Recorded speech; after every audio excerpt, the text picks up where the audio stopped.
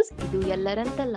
ಆತ್ಮೀಯ ವೀಕ್ಷಕರೇ, ನಿಮ್ಮೆಲ್ಲರಿಗೂ ಸ್ವಾಗತವನ್ನು ಮಾಡಿ. 2023 ಚುನಾವಣೆಯಲ್ಲಿ ಕಾಂಗ್ರೆಸ್ ಅತ್ಯಂತ ಜಯಬೇರಿಯನ್ನು ಹೊಡೆದು ಆಡಳಿತ ಪಕ್ಷವಾಗಿ ಹೊರಹೊಮ್ಮಿತು.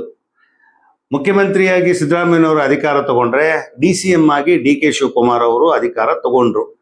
ಆಮೇಲೆ ಉಳಿದ ಸಚಿವರು ತಗೊಂಡ್ರು. ಆದರೆ ಅಲ್ಲೊಂದು ಕಂಡೀಷನ್ ಇತ್ತು. ಆ ಸಂದರ್ಭದಲ್ಲಿ ಹೇಳುವಂತೆ, ಕಾಂಗ್ರೆಸ್ ವಲಯದಲ್ಲಿ ಮಾತಾಡುವಂತೆ, 2.5 ವರ್ಷ ಅವಧಿ ನಂತರ, ಅಂದರೆ 30 ತಿಂಗಳ ಅವಧಿ ನಂತರ ಮುಖ್ಯಮಂತ್ರಿಯನ್ನು ಬದಲಾವಣೆ ಮಾಡ್ತೇವೆ, ಸಚಿವ ಸಂಪುಟವನ್ನು ಬದಲಾವಣೆ ಮಾಡ್ತೇವೆ. ಅಂದರೆ ಯಾರಿಗೆ ಅವಕಾಶ ಸಿಕ್ಕಿಲ್ಲ ಅವರಿಗೆ ಅವಕಾಶವನ್ನು ಕೊಡ್ತೇವೆ, ಸಚಿವರನ್ನಾಗಿ ಮಾಡ್ತೇವೆ ಅಂತ.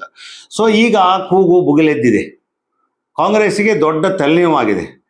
ಮೊದಲೇದು ಮುಖ್ಯಮಂತ್ರಿ ಸ್ಥಾನಕ್ಕೆ ತೀವ್ರ ಪೈಪೋಟಿ ನಡೆದಿತ್ತು. ಈಗ ಅದು ಯಾಕೋ ಕಡಿಮೆ ಆಯ್ತು. ಈಗ ಸುಮಾರು 25-30 ಶಾಸಕರು ರೊಚ್ಚಿಗೆದ್ದು ಡೆಲ್ಲಿಗೆ ಹೋಗಿದ್ದಾರೆ. ನಮಗೆ ಮಂತ್ರಿಗಿರಿ ಕೊಡಿ, 2.5 ವರ್ಷ ಆಯಿತು, 3 ವರ್ಷ ಹತ್ತತ್ರ ಆಯಿತು, ಇನ್ನು ಯಾವಾಗ ಕೊಡ್ತೀರಿ ನಮಗೆ?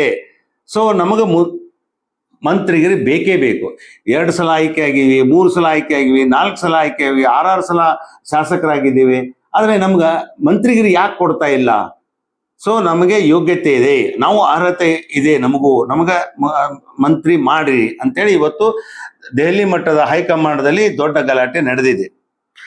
ಆ ಮಂತ್ರಿಗಿರಿಯಲ್ಲಿ ಪೈಪೋಟಿ ನಡೆಸಿದ್ದು ಗದಗ ಜಿಲ್ಲೆಯ ರೋಣ ತಾಲೂಕಿನ ವಿಧಾನಸಭಾ ಕ್ಷೇತ್ರದ, ಅಂದರೆ ರೋಣ ವಿಧಾನಸಭಾ ಕ್ಷೇತ್ರದ ಶಾಸಕರು GS ಪಾಟೀಲ್ರು ಕೂಡ ಬಹಳ ಪೈಪೋಟಿ ಮಾಡ್ತಾ ಇದ್ದಾರೆ. ನನಗೆ ಮಂತ್ರಿ ಮಾಡಲೇಬೇಕು, ಮಂತ್ರಿ ಆಗಬೇಕು ಅನ್ನೋದು ಹಂಬಲ ಅವರಿಗೆ.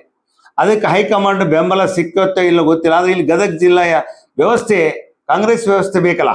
ಸೊ ಹಾಗಾಗಿ, ಯಾಕಂದ್ರೆ ಇಲ್ಲಿ HK ಪಾಟೀಲ್ರು ಅವರು ಯಾವಾಗಲೂ ಕಾಂಗ್ರೆಸ್ ಆಡಳಿತಕ್ಕೆ ಬಂದಾಗ ಮಂತ್ರಿ ಆಗ್ತಾರೆ. ಸೊ ಹಾಗಾಗಿ ನನಗೂ ಅವಕಾಶ ಕೊಡಿ ಅಂತ ಬಹಳ ಪೈಪೋಟಿ ನಡೀತಾ ಇದೆ. ಸೊ ಅವರು ಕೂಡ ಡೆಲ್ಲಿಗೆ ಹೋದ ಶಾಸಕರಲ್ಲಿ ಇವರು ಇದ್ದಾರೆ. ಯಾರು? GS ಪಾಟೀಲ್ರಿಗೆ ಯೋಗ್ಯತೆ ಇದೆ, ಅರ್ಹತೆ ಇದೆ, ಅವರ ಹಿರಿತನ ಇದೆ, ರಾಜಕೀಯ ಸೇವೆ, ಅನನ್ಯವಾದಂಥ ಸೇವೆ ಕೊಟ್ಟಿದ್ದಾರೆ, ಪಕ್ಷಕ್ಕೆ ಅವ್ರದೇ ಆದಂಥ ಕೊಡುಗೆ ಕೊಟ್ಟಿದ್ದಾರೆ. ಯಾಕಂದ್ರೆ ಗದಗ ಜಿಲ್ಲಾ ಕಾಂಗ್ರೆಸ್ ಪಕ್ಷದ ಅಧ್ಯಕ್ಷರು ಹೌದು GS ಪಾಟೀಲ್ರು. ಸೊ ಹಾಗಾಗಿ ಅವರಿಗೆ ಎಲ್ಲ, ಇದು ನಮ್ಮ ಬರೀ ಸ್ವಾರ್ಥ ರಾಜಕಾರಣದ ವ್ಯವಸ್ಥೆ ಅಲ್ಲ, ಜಿಲ್ಲೆಯ ಜನರ ಮನಸ್ಸಿನ ಇಂಗಿತ ಇದು. ಅವರು ಮಂತ್ರಿ ಆಗಬೇಕು ಅಂಥೇಳಿ ಸ್ವತಃ HK ಪಾಟೀಲ್ರು ಮೊನ್ನೆ GS ಪಾಟೀಲರ 78ನೇ ಹುಟ್ಟುಹಬ್ಬದ ಸಮಾರಂಭದಲ್ಲಿ ಬಹುದೊಡ್ಡ ವೇದಿಕೆಯಲ್ಲಿ ಅವರೇ ಹೇಳಿದ್ದಾರೆ, GS ಪಾಟೀಲ್ರು ಮಂತ್ರಿ ಆಗಬೇಕು, ಅವ್ರಿಗೆ ಅರ್ಹತೆ ಇದೆ, ಯೋಗ್ಯತೆ ಇದೆ. ಇದರ ಅರ್ಥ ಏನು? ಇದು ಇವತ್ತು ದೊಡ್ಡ ಚರ್ಚೆ ಆಗ್ತಾ ಇದೆ. ಇನ್ನು GS ಪಾಟೀಲ್ರು ಮಾತಾಡಿದ್ರು ಅದೇ ವೇದಿಕೆಯಲ್ಲಿ. ಅವ್ರು ಏನು ಹೇಳಿದ್ರು ಅಂದ್ರೆ, ಅಕಸ್ಮಾತ್ ಮುಖ್ಯಮಂತ್ರಿ ಆಗಿದ್ರೆ, ಯಾರು HK ಪಾಟೀಲ್ರು ಮುಖ್ಯಮಂತ್ರಿ ಆದ್ರೆ ನಾನು ಕ್ಯಾಬಿನೆಟ್ನಲ್ಲಿ ಇರ್ತೇನೆ ಅಂತ. ಹೆಂಗೆ ಹೇಳಿದ್ರಿ? ಯಾಕಂದ್ರೆ ಅವ್ರಿಗೆ ಕೈ ಕಟ್ಟಿದ ಹಾಗೆ ಆಗಿದೆ. HK ಪಾಟೀಲ್ರು GS ಪಾಟೀಲ್ರನ್ನ ಮಂತ್ರಿ ಮಾಡಿದ್ರೆ HK ಪಾಟೀಲ್ರು ಏನ್ ಮಾಡ್ಬೇಕು ಅಂತ ಹೇಳಿ ಕೇಳ್ತಾರೆ. HK ಪಾಟೀಲ್ರು ಮಂತ್ರಿ ಆದ್ರೆ ಇನ್ಯಾರಿಗೆ ಕೊಡ್ತಾರೆ? ಸಾಧ್ಯನೇ ಇಲ್ಲ ಅಂತಾರೆ. ಸೊ ಹಾಗಾಗಿ ಅವರು ಹೇಳಿದ್ದು ನೋಡಿ, ಅಲ್ಲಿ ಒಂದು ಬಣ DK ಶಿವಕುಮಾರ್ ಮುಖ್ಯಮಂತ್ರಿ ಆಗಲಿ ಅಂತ ಕೂಗ್ತಾ ಇದ್ದಾರೆ. ಆ ಬಣ ಫೈಟ್ ಮಾಡ್ತಾ ಇದೆ. ಮುಂದೆ CM ಈಗನೇ ಸಿದ್ದರಾಮಯ್ಯನವರು ನಾನು ಅವರೇ ಮುಖ್ಯಮಂತ್ರಿ ಆಗಿ ಮುಂದುವರಿಬೇಕು ಅಂತ ಒಂದು ಬಣ ಹೇಳ್ತಾ ಇದೆ. ಈ ಮಧ್ಯ HK ಪಾಟೀಲ್ರು ಮುಖ್ಯಮಂತ್ರಿ ಆಗಬೇಕು, ಅವ್ರು ಆದ್ರೆ ನನಗೆ ತನ್ನಿಂದ ತಾನೇ ಸಚಿವ ಸ್ಥಾನ ಸಿಗುತ್ತೆ, ಅವ್ರ ಕ್ಯಾಬಿನೆಟ್ನಲ್ಲಿ ಇರ್ತೀನಿ ನಾನು. ಹೀಗೆ ಸ್ವತಃ GS ಪಾಟೀಲ್ 4 ಬಾರಿ ಶಾಸಕರಾಗಿದ್ದಾರೆ. ಅವ್ರು ಹೇಳ್ತಾ ಇದ್ದಾರೆ. ಮತ್ತು ಅವರು CM ಆಗುವಂತ ಟೈಮ್ ಬರ್ತೈತಿ, ಆ ಟೈಮ್ ಬರ್ತೈತಿ ಅಂತ ಹೇಳಿದ್ದಾರೆ. ಆ ಯೋಗ ಐತಿ, ನಮ್ಮಲ್ಲಿ ಯಾವುದೇ ಭಿನ್ನಾಭಿಪ್ರಾಯ ಇಲ್ಲ, ನಾವೆಲ್ಲ ಒಂದಾಗಿದ್ದೀವಿ. HK ಪಾಟೀಲ್ರು ಮುಖ್ಯಮಂತ್ರಿ ಆದ್ರೆ ನಾನು ಕ್ಯಾಬಿನೆಟ್ನಲ್ಲಿ ಇದ್ದೇ ಇರ್ತೇನೆ, ಅವರು ಸಚಿವ ಸಂಪುಟದಲ್ಲಿ ಇರ್ತೇನೆ. ಅವರು ಕೂಡ ಮುಖ್ಯಮಂತ್ರಿ, ಇವರು HK ಪಾಟೀಲ್ ಮುಖ್ಯಮಂತ್ರಿ ಆಗಬೇಕು ಅಂತ ಇಂಗಿತ ವ್ಯಕ್ತಪಡಿಸಿದ್ರು ವೇದಿಕೆ ಮೇಲೆ. ಸೊ ಅವರಿಬ್ರು ಏನ್ ಹೇಳಿದ್ರು ನಿಮ್ಗೆ ತೋರಿಸ್ತೀನಿ. HK ಪಾಟೀಲ್ ಏನ್ ಮಾತಾಡಿದ್ರು, GS ಪಾಟೀಲ್ ಏನ್ ಮಾತಾಡಿದ್ರು, ಎರಡು ನಿಮಗೆ ಕಾಣಿಸ್ತೀನಿ ನೋಡಿ.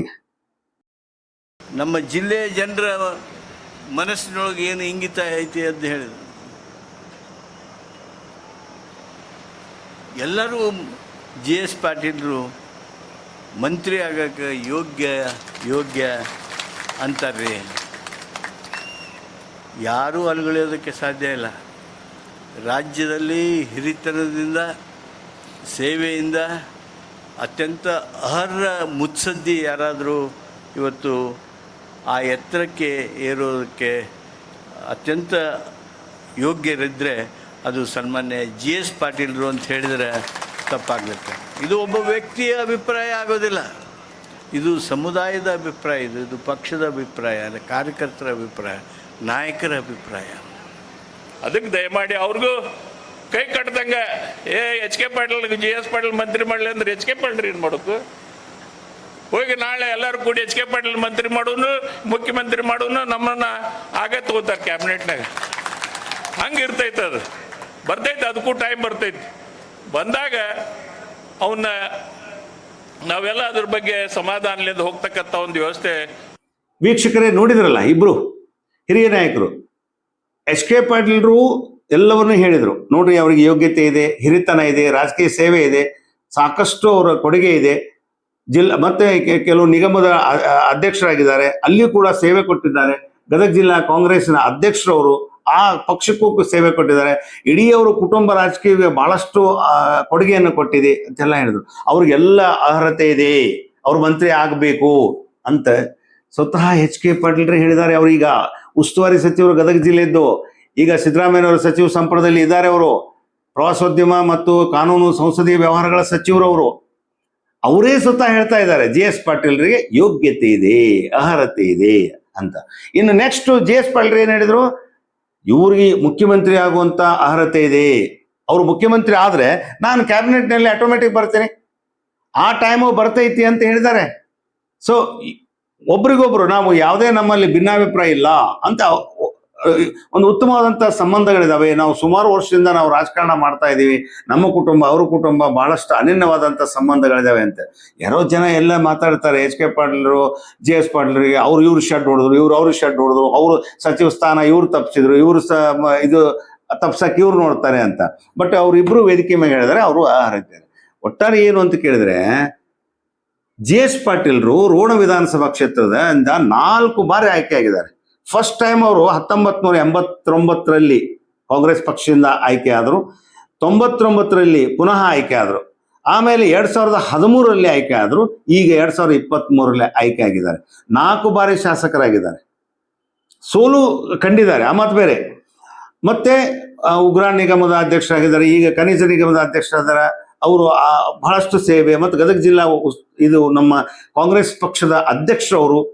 ಹೀಗೆ ಬಹಳಷ್ಟು ಅವ್ರ ಕೊಡುಗೆ ಇದೆ. ಆಮೇಲೆ ಎಲ್ಲಕ್ಕಿಂತ ಒಟ್ಟು ಒಂದು ಬಾರಿ, ಯಾಕಂದ್ರೆ ಇವರು ವಿರುದ್ಧ ಬಿಜೆಪಿ ಇದ್ದು 2004ಕ್ಕೆ ಬಂದವರು ಕಳಕಪ್ಪ ಬಂಡಿಯವರು ಮಂತ್ರಿ ಆಗ್ಬಿಟ್ರು.